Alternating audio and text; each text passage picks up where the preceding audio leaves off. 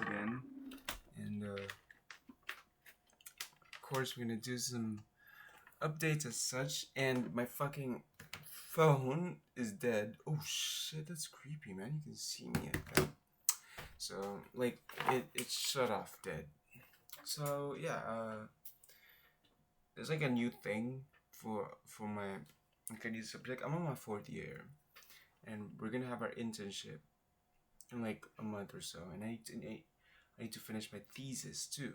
So it's like I should be busy now, but I think I kind of convinced myself that I did something today. I did like this assignment, or like my part on a group assignment in Filipino, and it's not Filipino is not like, I would say, like, it's really not that enjoyable. It is hard, yes, but in a sense that it's like kind of fun, because I don't know if I'm doing it right, you know. So yeah, and I finished a show in Netflix. It's called the end of the fucking world, or it's the end of the fucking world. I fucking love it. It's just very straightforward, and the actor, the actors were just they're divine. It's like they knew what they're doing. James actually really portrayed someone who is kind of like autistic. He thought that he was pretty sure he was a psychopath. He meets Alyssa, and it changed. He thought otherwise. He was pretty sure that he was not a psychopath. But after that, he kind of still acted the same. Like he was on a spectrum. Like he is on a spectrum. So yeah, he's probably neurodivergent as such.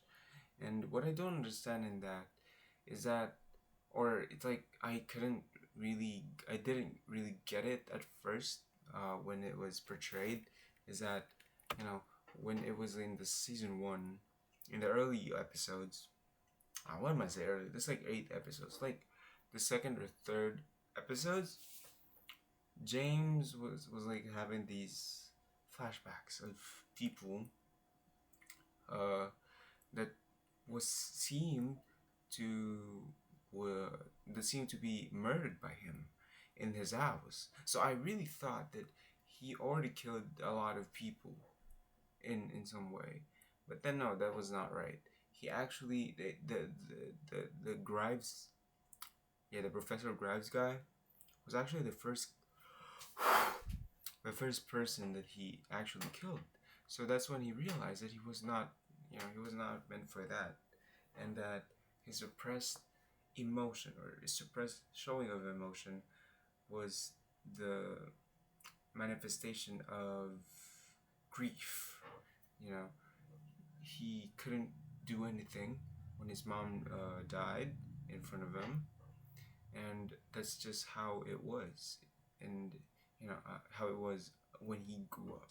His dad was always optimistic, but never really cared about showing emotion and stuff, but still is supportive to him. But it still didn't work. That's like one of the things that enabled his uh hypoth he hypothesized that he is a psychopath because he has the traits for it. He killed animals and such, and that's another manifestation or symptom of um, showing or attempt or cope to not showing emotion. So that's what he thought. So, damn, why am I fucking like this, man? Like, I'm not fucking sleepy. I guess it's the fan. Like, I am talking right now, and it's so disruptive when I yawn. Like, I'm not in control of that. Like, is it fucking boring to fucking talk like this, man? That's what happens when I try to read. Like, it's not fucking boring. Why am I fucking yawning? It's like my body is having a response. Like, maybe I'm not moving too much. Maybe I'm not really, stimulated enough. My senses are not stimulated enough to to actually, not yawn. But shit, like everything is so annoying. Yeah. And one thing uh, I like about the show is that it was not trying hard to be unhinged. Two of the teenagers are detrimental and deranged, I would say. And they really did a fucking good job on portraying them and on portraying like these uh, 17-year-olds and how they act. It was so unhinged, and it really felt natural. That I would say that the complicated personality was Alyssa, and her actress, she did a good job. Damn, like she should have gotten like an award for that. That was great performance. It was really consistent, and I really love the when she had a blonde haircut. I really thought that she was Sabrina Carpenter. So, it's like, and I asked my classmate. I was like, yeah, she's too far from looking from looking like her. And yeah, I think that's like one of the thing about I thought that James was already killing or was already in the middle of killing spree. But it's a really crazy movie. It's fucking good, I would say. The second season was rather boring, but I cried a few times. It's disconnection and connection and feelings, a lot of feelings. And they were 19 at the time, so the the why is my face bloated like shit?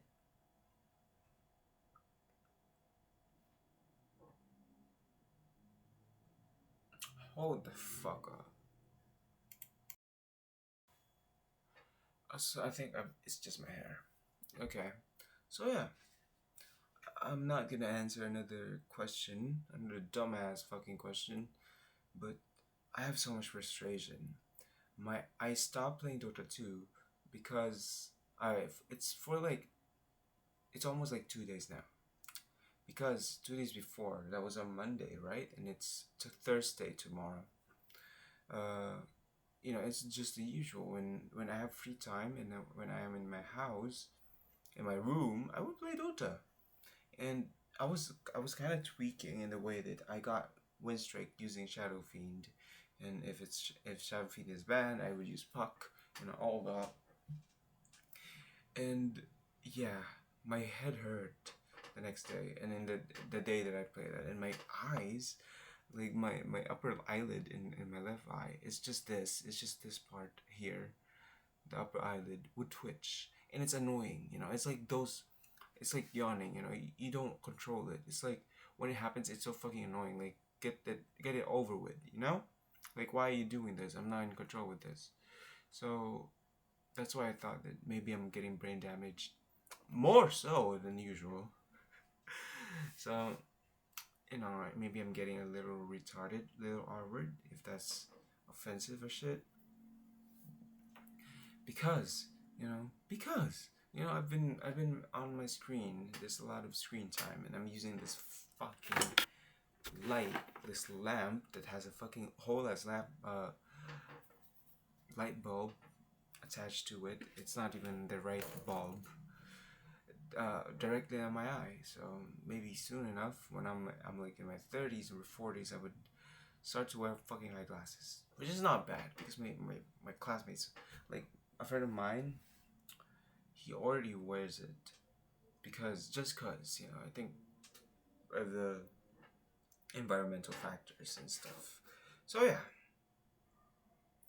and I stopped playing that, and it's pretty good. Now I feel like shit because I did like this thing. I did the part that I got that I need to do for my Filipino assignment, and I feel like shit. I don't know. Like maybe I should be doing my thesis. It's just that it's bothering me because my thesis partner, we work in pair, and that's your thesis partner until you die, I guess. Uh, yeah, she's the she she's the tasked one. She's tasked to give the money and our paper to the statistician. And I don't. It's not like I don't trust her. I don't fucking trust her. I don't trust her on being competent enough to get it on time. Because there's like lapses. There's like lapses, of course. This has been on discussion for since last year or last semester, before summer, that we would split the payment for the statistician, and I did not got the money until the until the classes went on. So she said that I took so long to give her the money that so we could get it on, we could pass this at to statistician. That's kind of my fault, but really, it's like you couldn't really do anything. You know what I mean? Like, I'm over here trying to control everything that I can control in the span of my fucking hands, fucking head, and you can't control a thing. Maybe I should lead her, I have no problem with that because I have been leading in terms of like revisions and stuff. I have been doing all of that. I have literally no problem with that. If you don't do that, that's okay because I can do that. And I feel like it's like this thing that people say: if you want something done right, you should do it yourself. So that's what I did, and it's okay. It's like if something is wrong, you can step in and step up, step in, whatever, and do something. But now, I guess we have to play the waiting game, and I would ask her for an update tomorrow, and have to do the interpretation for chapter 4 and 5 because we really need this. So we have this Filipino thing, the thesis. That's like a major problem, or thing to do before. Yeah, before December. Yeah. Before December, we should be able to defend before intramurals, I would say. So that is really pressuring. But I am in focus now, I would say. I don't know. I was working with the Filipino thing. I typed it in Tagalog in the Filipino language and shit. My eyes started getting blurry because it was a lot of words and shit. And that kind of annoyed me. Like, shit, I'm not gonna do this anymore. There's like a lot of things that maddens me, at least today. I think Alyssa has some influence in that on trying to, express yourself and, express your unhingedness to everything. And I guess I can still control myself, but, when I'm alone in my fucking room and, throwing stuff, kicking stuff, it's okay. I can still control myself and shit. But it feels good to fucking let it out, I guess. So yeah, what else? I have shit to do, but it's not shit to do. I need to get this done mindset or time. It's like one of these days, or one of those days that you just don't do anything. You do other stuff. So back then, when it's the start of the school year. I remember when I was in third year. I think it was in my second year that we would just play. My friends and I just play in the computer shop, and it's fun. At the first month of the academic or the of the semester, and it didn't really warped or flunked our grades. Not really. It was a free time at school. We did not do it. We did not play. Yeah, we did not play during school hours or when we were supposed to be in school. So it's not that. And I got good grades last year, and I really hope that I still do. It's like I hope that I get a Latin honor. I would manifest it. So I would try to actually be conscious this time because last year I was pretty much bombarded with grief and stuff. So it really is an explanation and an excuse. Not every excuse is bad. When you say you have a lot of excuses, because those are really excuses, and excuses you from the fact that in the situation it kind of excuses you. That's a fucking purpose of an excuse. So really, when you are trying to excuse yourself, then do it. It's not a bad thing for the most part. You know, as long as your excuse is really really valid. Tampers with your emotion, tampers with your rational thinking and motivation to work. That is an excuse. So yeah, I will try to be more conscious, and I'm afraid that if I do too much, then it would reward me with nothing, with literal shit, or like little to nothing. So I really hope I would like be chill, but still be conscious about it. Still be still holding my holding like still I would still be holding it on my hands and looking at it, not just trying to grasp the things like my academics and stuff. So I would try to do that. Personally, I would think that, I guess it's just peer pressure. Having a significant someone is a blessing, I would say. And seeing the story and like how Alyssa and James met, it's just a matter of, I guess, I know that it is fictional, but it's like a matter of meeting someone. And me, you know, I would say that I'm a special kind of an individual that uh, I would also like to meet someone who is a special kind of an individual, someone who could match my freak if if we're talking like a contemporary slang. So yeah, I guess that's that. Someone who could at least match your freak. It's not gonna work, but you know, the click, you would click together. That's the most important part, or at least that's what I think the most important part is. And I would feel insecure that I haven't got someone yet. And this is turning into a confession and make me feel like I'm a fucking uh, single since birth virgin man child. Like, what the hell am I talking about? But yeah, insecurity is normal. There's nothing to be wrong with that. And to people who are kind of like me, was their ego out of their ass inflated as fuck, that they would think that some people, or a lot of people, or every person that they meet are people with no substance, people with no personality. I used to be like that. When, but now I realize that it's not that. It really is not that. If you meet someone and you think that they could match your freak, or they already did, then pursue them.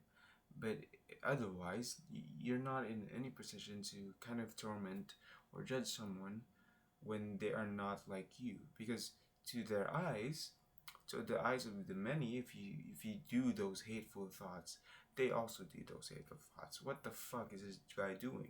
Why is he fucking weirdo? Why is he a fucking man child virgin? He's never gotten, you know, some good shagging or something. So it really is not. I would rather think of it as the coexisting of, like the differences of our differences, uniqueness of every individual.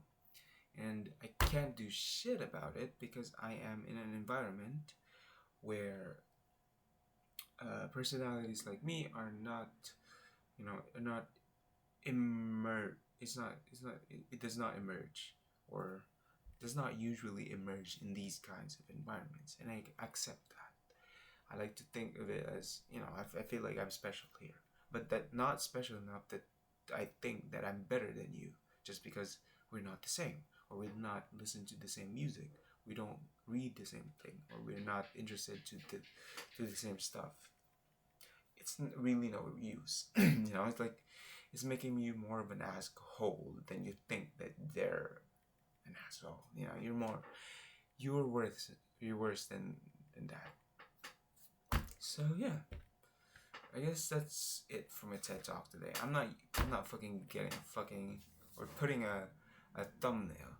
And one last thing that I'm trying to improve is my sleep schedule.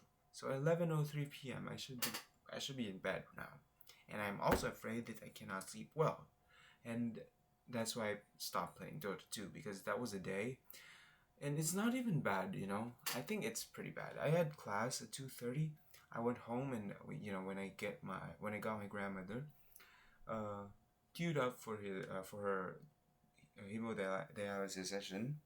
I get home at 9 and play around 10. I got 2 games and they were extremely. It felt long, of course. It's Dota 2. They all win. They all won. So I won all of them, and I played Shadow Fiend and I kind of carried. It's like you carry or you don't. It's like either you carry and you lose. This already happened to me twice, and twice isn't not. It's not really much, but it fucking feels like forever. It's fucking annoying. That's why it's like I feel like I know this is a sign of a high cortisol, the twitching of the eyes and can't sleep. And when I can't sleep, I can't really have a good shit in the morning.